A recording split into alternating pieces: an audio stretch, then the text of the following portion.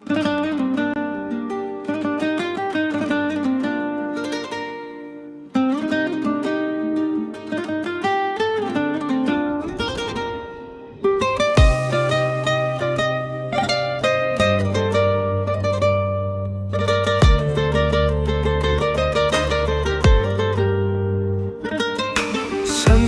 her geceme ışıklı günüm, senin gelişinle başlayır günüm. Hoş sözün eşidip açılır könlüm, sensiz darıxıram hoş günümde de.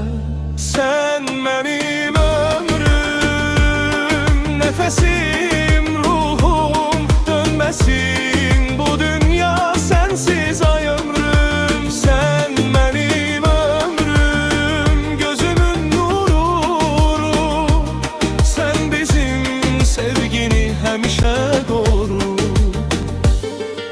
Sessiz küçelerde addımın qalır, her addım sesinde seni anıram. Her seher, her akşam xəyala dalır, seninle birlikte nefes alıram.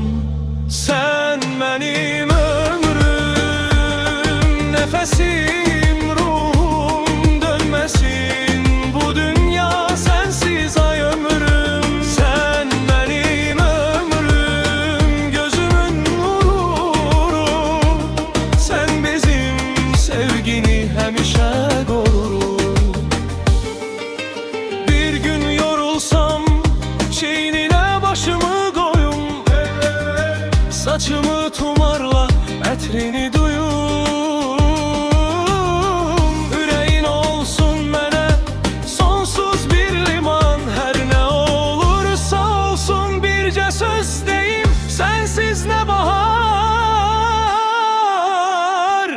ne de payızam.